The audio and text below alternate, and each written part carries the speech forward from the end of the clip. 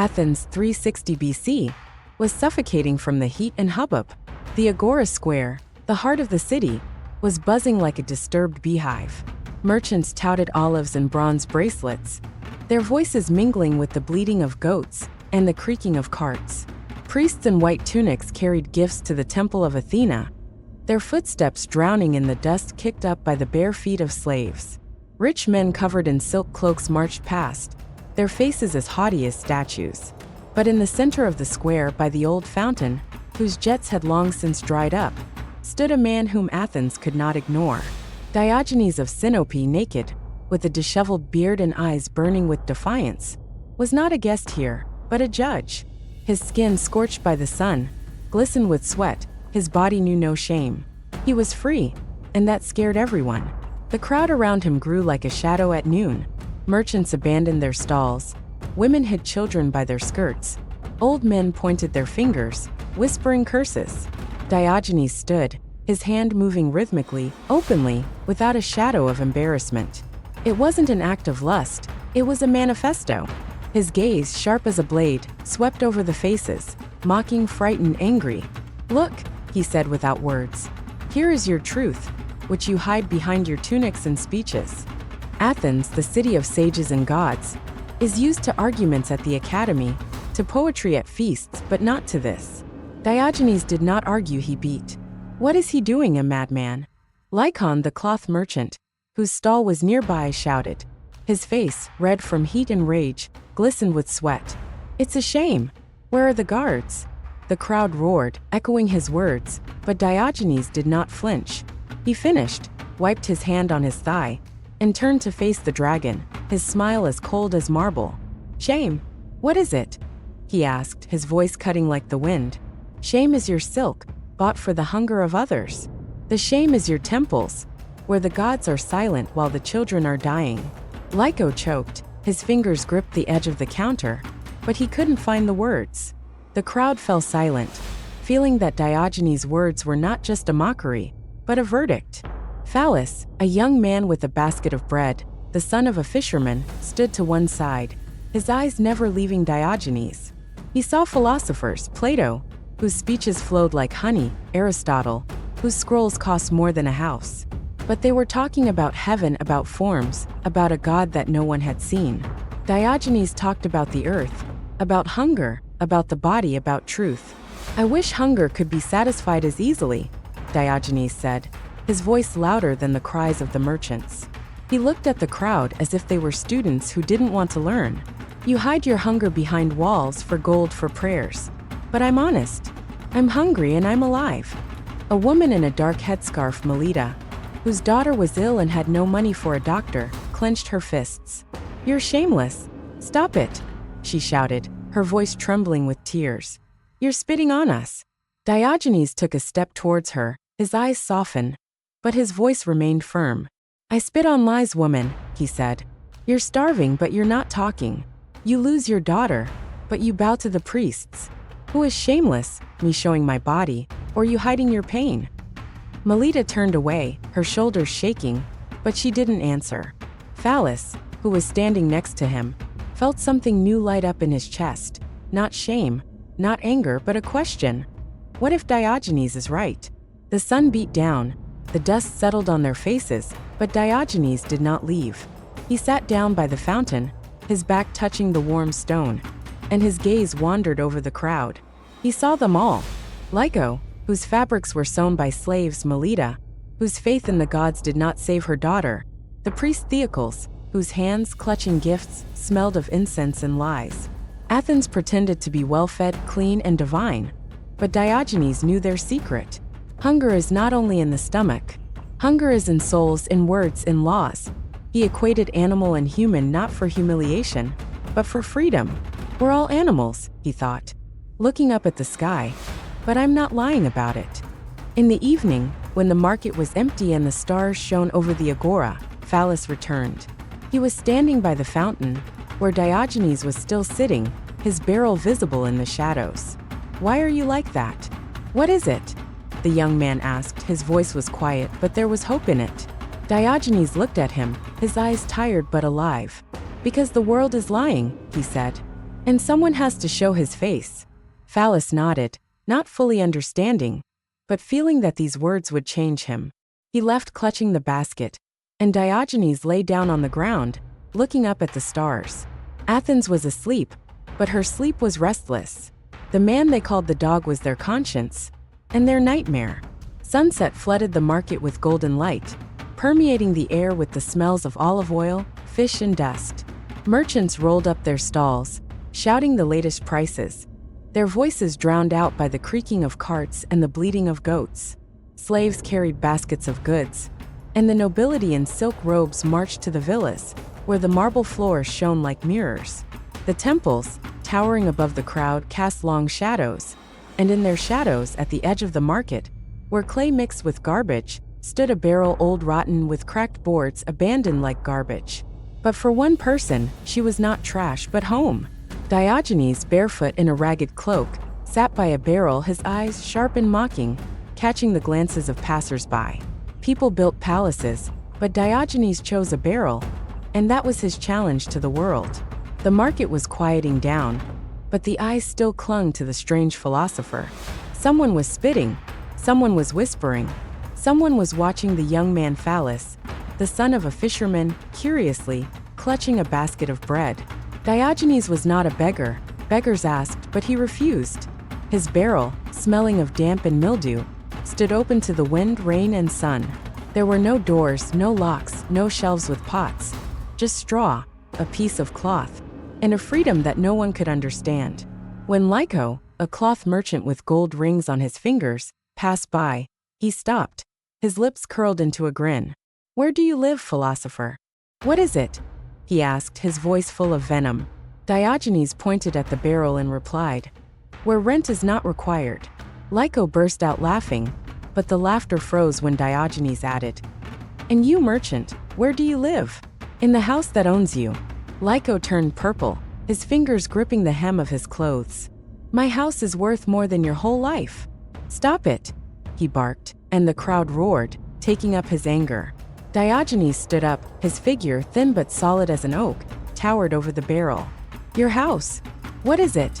he asked, his voice as cold as the night wind. "Your house is a chain. You pay for it with gold, fear, and lies. You sleep under a roof, but you are afraid that it will be taken away." "I'm sleeping under the stars and I'm free." Lycon opened his mouth, but he couldn't find the words. The crowd fell silent, feeling Diogenes' words cut deeper than the taunts.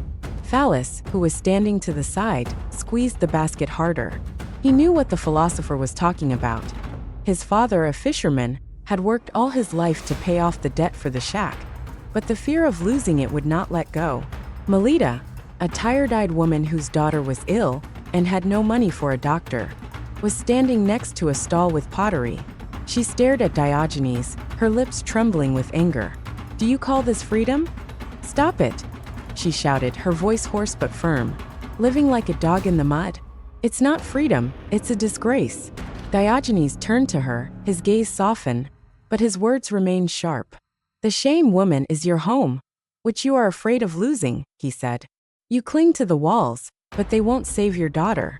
My barrel doesn't make me rich, but it doesn't make me a slave. And you're a slave to your fear."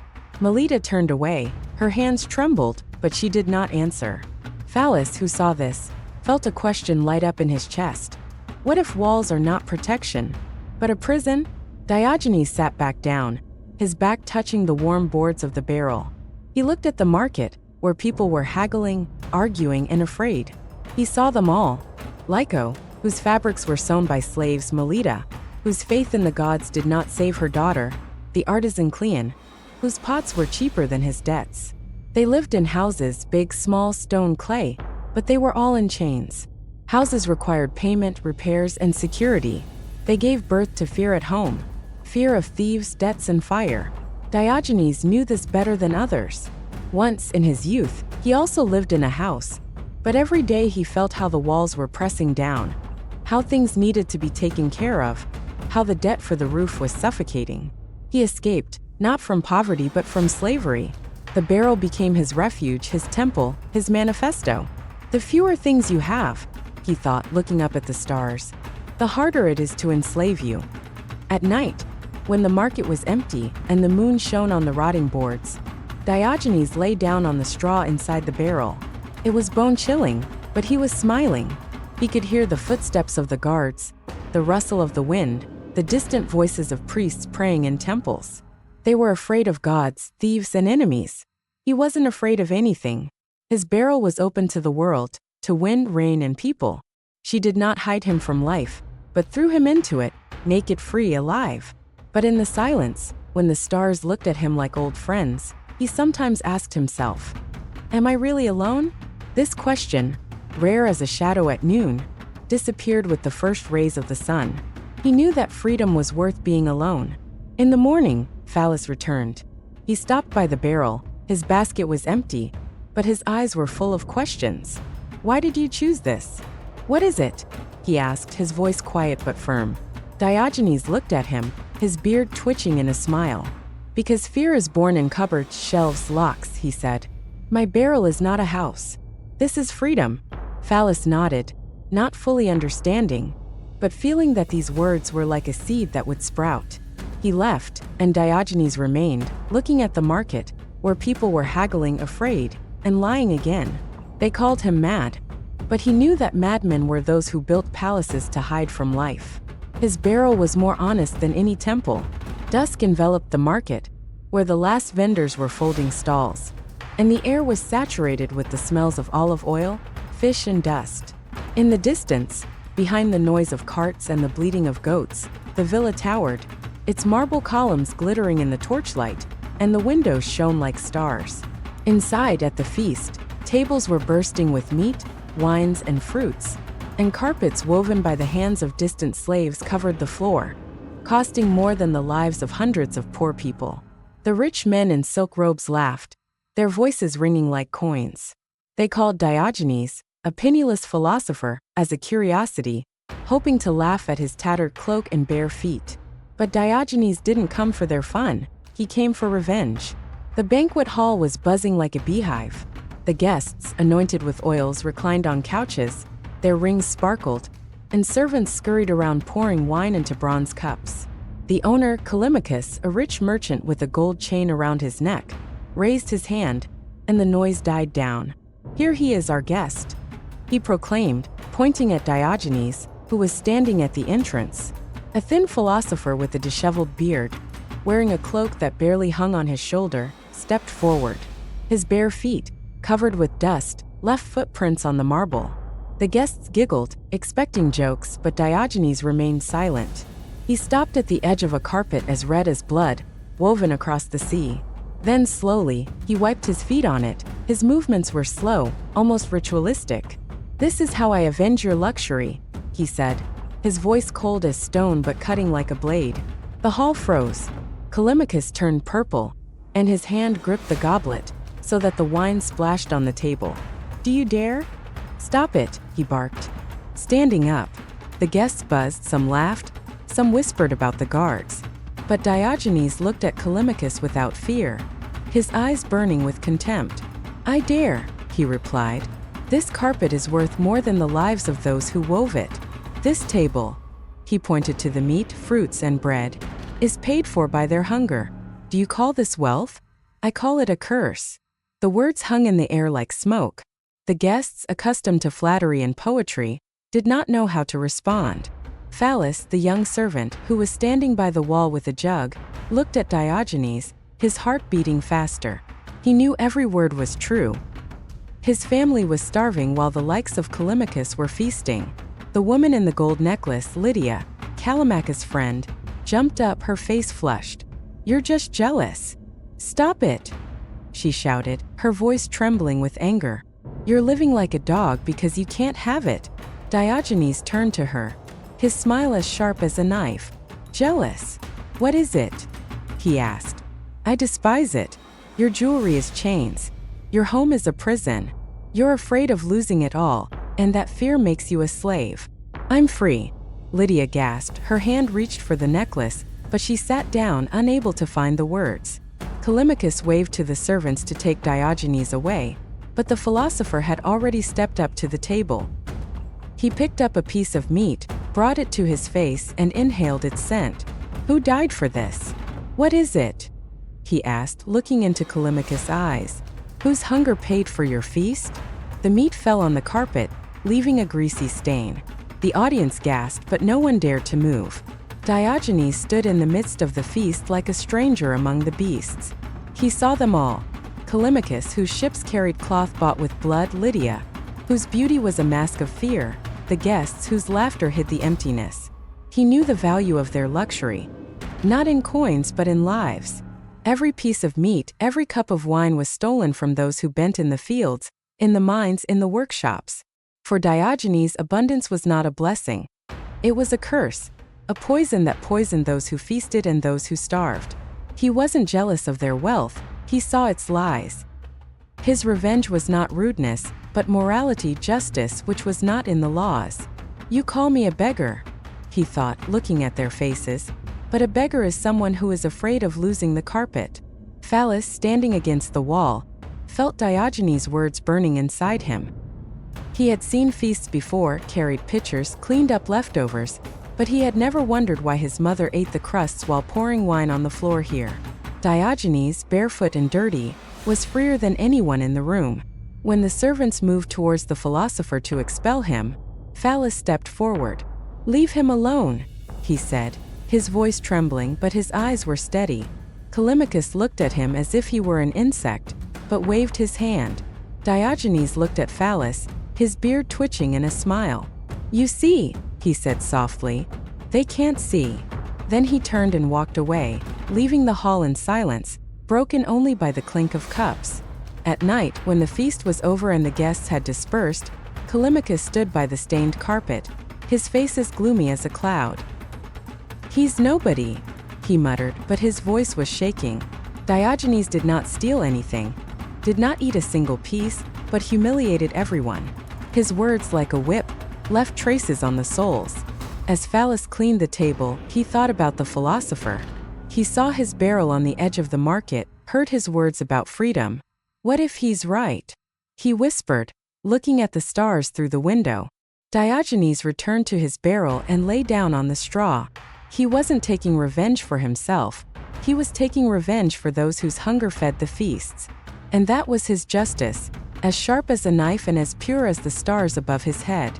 Diogenes stood in the shadow of the lecture hall, his ragged cloak barely hanging on his shoulder, and his bare feet were covered with dust. A crowd gathered around him, students in white tunics, eager for wisdom, and their teacher Plato, whose gray beard and calm eyes inspired awe. Plato talked about the soul, about forms, about heavenly harmony. His voice flowed like honey, and the students listened, writing down every word. But Diogenes, with his disheveled beard and mocking gaze, was not here to study. He came to bite. His presence, like a knife in the heart of order, made the crowd whisper.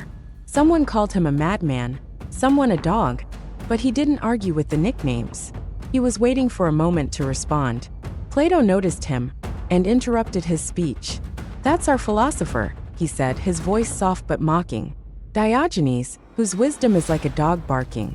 The students giggled, their laughter echoing through the hall. Plato waited for an answer, his hand resting on the scroll as on a weapon. The crowd held their breath, anticipating the argument, but Diogenes did not speak. He stepped forward, his movements slow, almost ritualistic. Approaching Plato, he stopped, looked into his eyes and, without changing his expression, urinated on his leg. The audience gasped. The students jumped up, someone shouted, someone turned away, but Diogenes, having finished, grinned. "If I'm a dog," he said, his voice as cold and sharp as a blade, "then I bark as best I can." Plato froze, his face turned white, his eyes narrowed with anger. The chitin soaked in urine stuck to his leg, and the crowd froze in shock. One of the students, a young Antisthenes, clenched his fists, his face flushed with shame for the teacher. "You filthy madman! Stop it!" he shouted, taking a step towards Diogenes, but Plato raised his hand, stopping him. "Leave it," he said softly, but his voice was trembling. "He wants attention." Diogenes laughed. His hoarse laugh was like the barking that Plato was talking about. "Attention? What is it?" he asked, looking around the crowd. "I want the truth. You call me a dog, but you hide your lies behind scrolls and speeches." Which of us is more honest? The students buzzed, their anger mixed with confusion. Phallus, the young servant, who was standing by the wall with a jug of water, looked at Diogenes, his heart beating faster. He saw Plato, whose words sounded beautiful, but Diogenes sounded like he was ripping off masks. For Diogenes, words were not ornaments, they were fangs. He did not believe in lecture halls where thoughts were hidden behind euphemisms, where the truth was drowned in beautiful phrases. Plato, with his scrolls and disciples, was for him a priest of lies, a builder of palaces made of words that did not change anything. Diogenes saw the world clearly. People lied, to themselves, to each other, to the gods. Academies, with their marble and wisdom, were factories of this lie. His philosophy was simple. The truth should be naked, crude, painful. If they called him a dog, he didn't argue, he bit. Urinating on Plato wasn't just revenge, it was a manifesto. Are you trying to insult me? He thought, looking at Plato. I'll show you what it means to be honest. The crowd split up.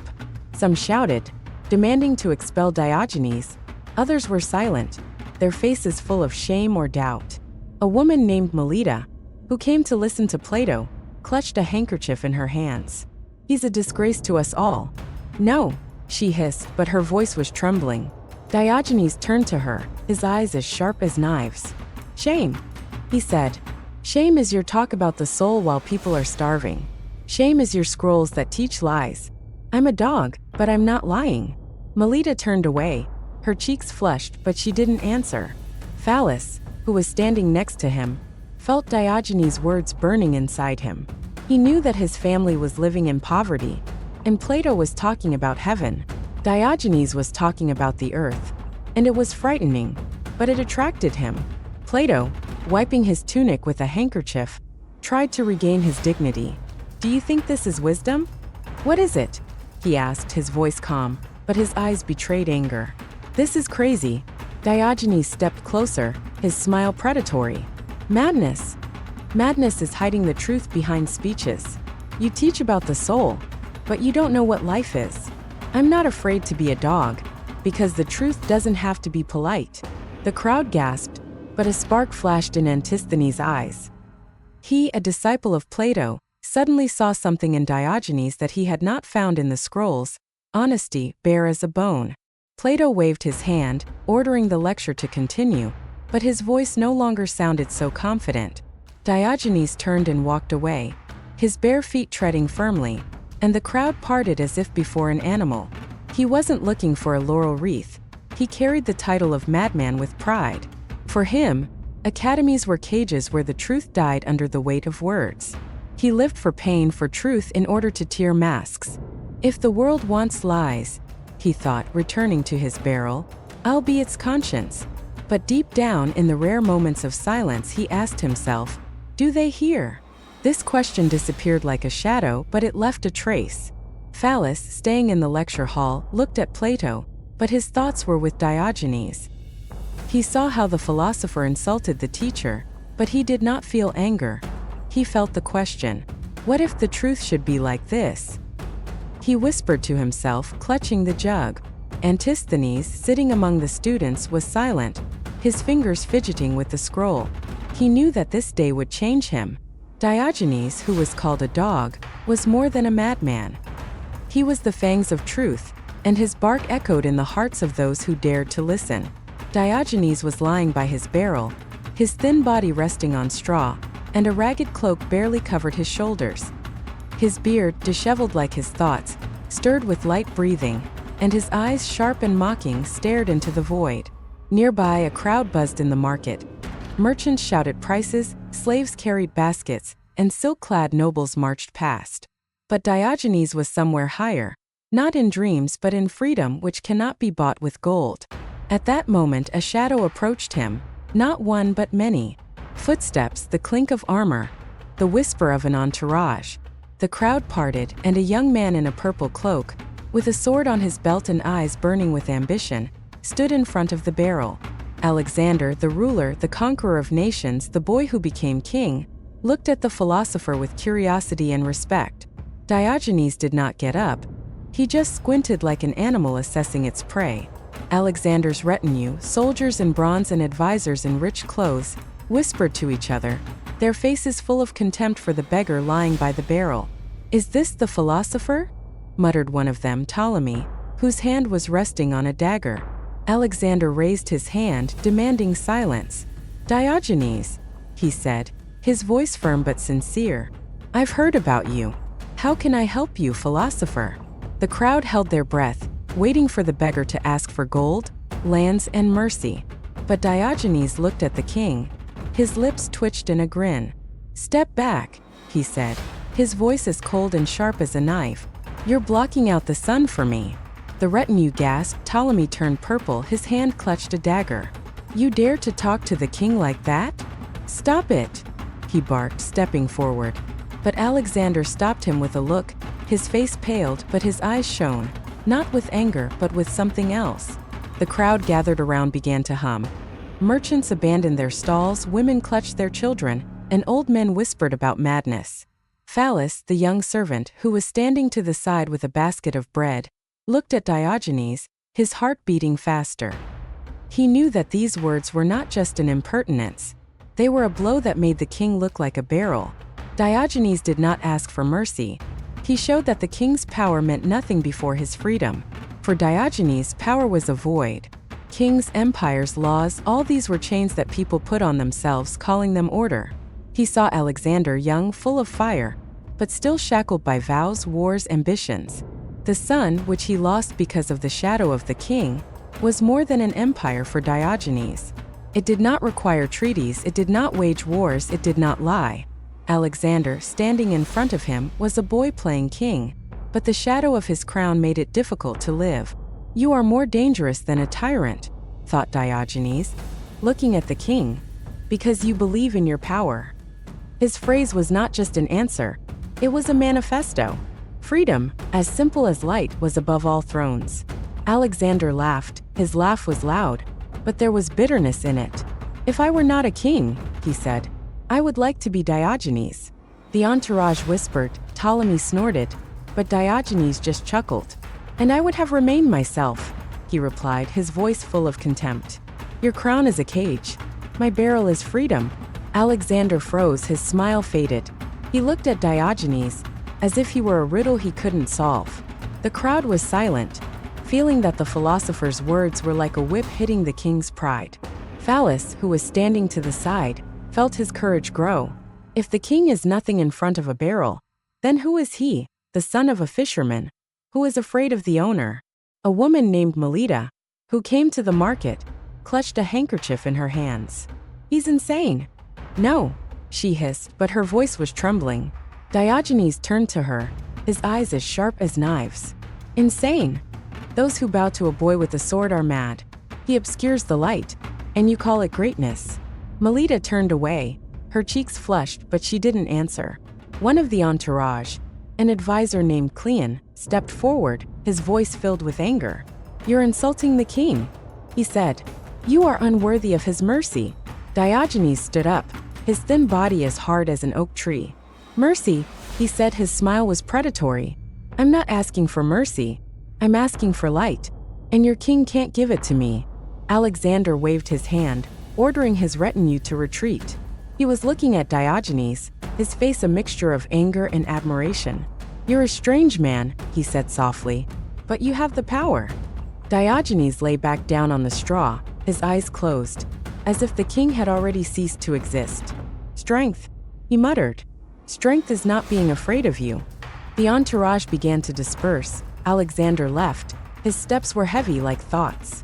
The crowd dispersed, but Diogenes' words remained like an echo. Phallus, looking at the barrel, felt a question arise in him. What if freedom means not being afraid of kings? Diogenes lay in his barrel, his thoughts as clear as air. He didn't hate Alexander. He despised what he represented. Power, oaths, empires. All these were lies that made it difficult to live. He knew that people were afraid of kings because they believed in their power. But for Diogenes, the power was in freedom, in the right to lie by the barrel without bowing to anyone. "If I die," he thought, "my words will outlive his throne." And in the rare moments when the silence became too deep, he would ask himself, "Do they see?" But the answer did not come. He was alone, but he was free. Diogenes was sitting by his barrel, his thin body resting on straw, and a ragged cloak barely covered his shoulders. His beard, wild and disheveled, moved as he chewed on a crust of bread, and his eyes, sharp and mocking, swept over the crowd in the market. Merchants shouted prices, slaves carried baskets, women argued over fabrics. But Diogenes was somewhere outside of that, in a world where truth was more important than coins. A young man, Cleon, approached him with burning eyes and a trembling voice. His chiton was clean, his hands were empty, and his face was flushed with hope. "Teacher," he said, falling to his knees in front of the barrel, "how do you become wise?" The crowd fell silent. The merchants turned their heads, waiting for an answer. Diogenes looked at the young man, his lips twitched in a grin. Without saying a word, he got up, went to the nearest stall, picked up a dead fish, slippery and smelly, and slapped Cleon in the face. The fish landed on the ground, leaving a red mark on the young man's cheek and the smell of the sea. Cleon staggered back, his eyes filled with tears, and his face turned purple with humiliation. The crowd burst into laughter. The merchants guffawed. The women covered their mouths with handkerchiefs. "Here's wisdom for you," someone from the crowd shouted, and the laughter grew louder. Cleon, still on his knees, looked at Diogenes. His lips trembled, but he did not run away. The philosopher stood over him. His figure, thin but solid as an oak, was motionless.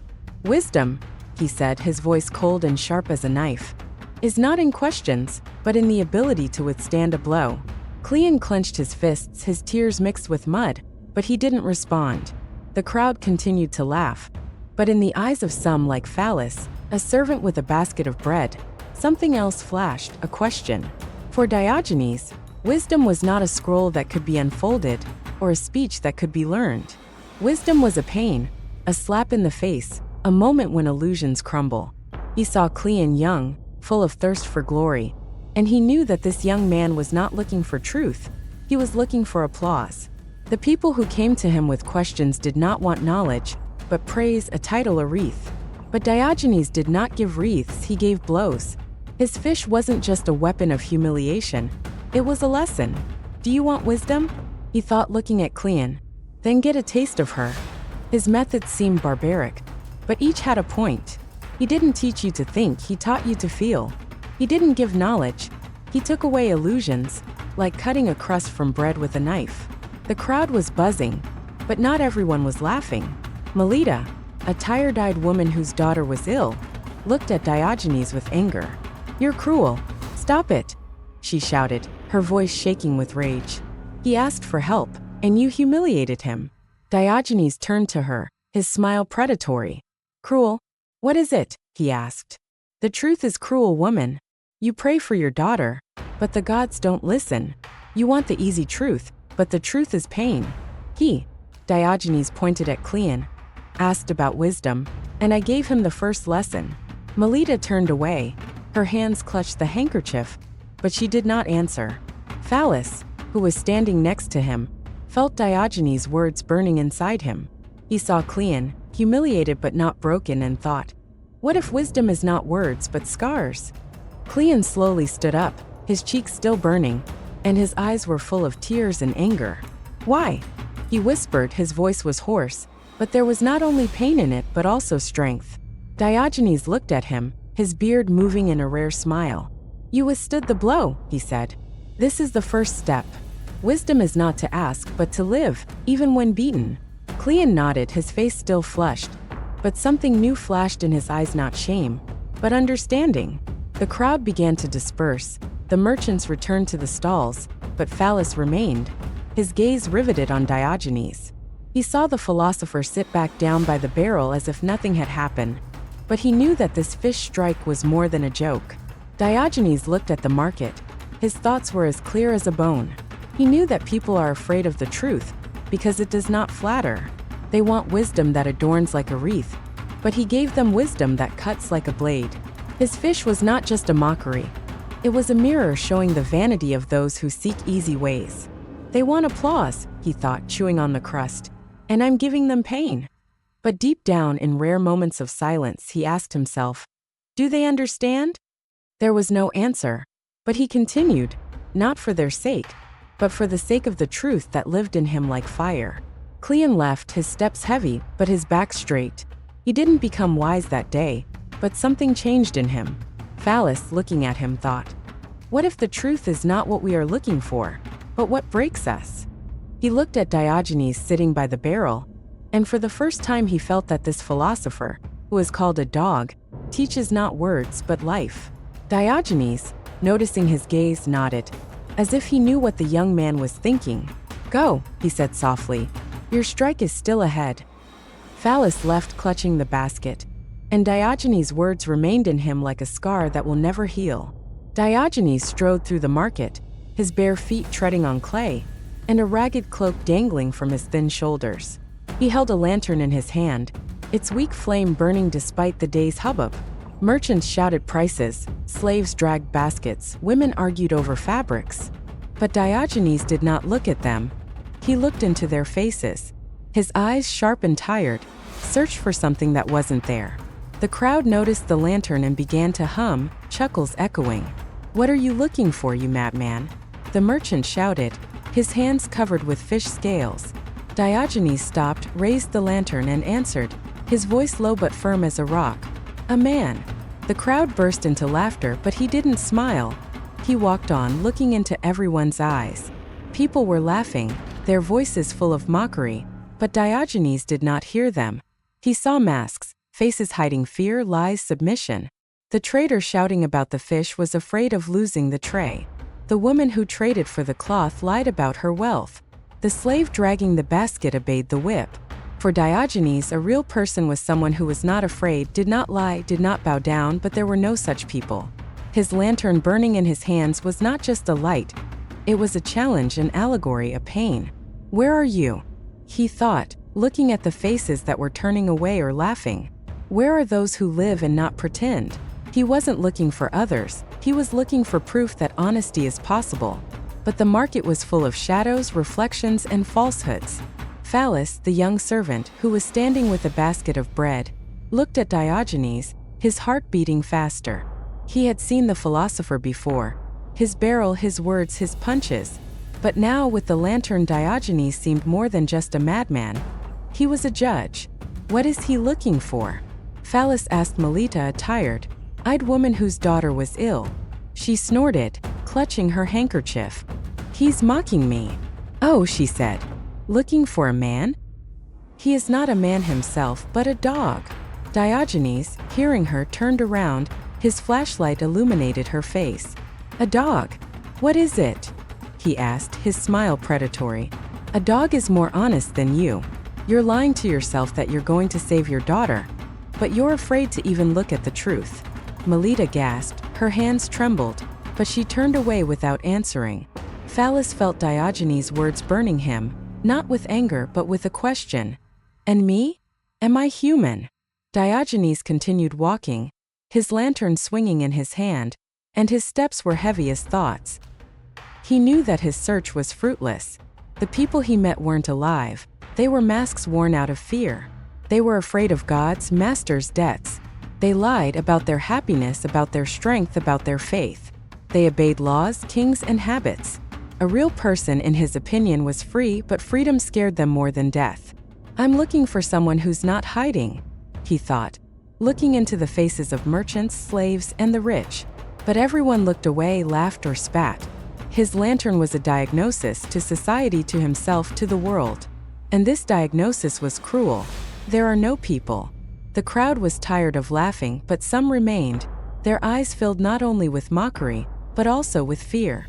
The young Antisthenes, a student who had once seen Diogenes humiliate Plato, stepped closer. Do you really believe that you will find it? What is it? He asked, his voice quiet but full of hope. Diogenes looked at him, his eyes tired but alive. I have to, he said. Otherwise, why do I live? Antisthenes nodded, his face serious, as if he saw in the lantern not just a flame but a target. But Diogenes walked on, his steps becoming slower, and the lantern trembled in his hand. He wasn't looking for others. He was looking for himself, the last honest one among the falsehoods. Am I that person? What is it? he asked in the silence of his thoughts, but there was no answer. As time passed, Diogenes grew weaker. His body, exhausted by hunger and life at the barrel, could no longer carry the lantern so firmly. One day, he lay down in his barrel. His breathing was weak, and his eyes stared into the void. The crowd gathered around, but they were no longer laughing. People were silent. Their faces were full of a strange mixture of fear and respect. Phallus, who was standing closest, looked at the philosopher, and his basket fell to the ground. "Did you find it?" he whispered, his voice trembling. Diogenes, barely moving his lips, replied, "No." His eyes closed, the lantern fell out of his hand, and the flame went out.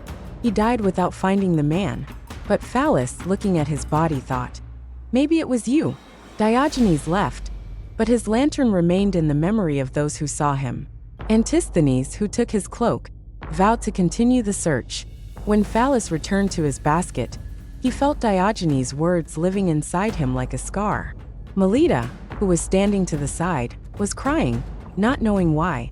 They called him a madman, a dog, but he was more than that. He was a mirror that showed their falsity. His life, full of pain and truth, was a question. "Who are you?"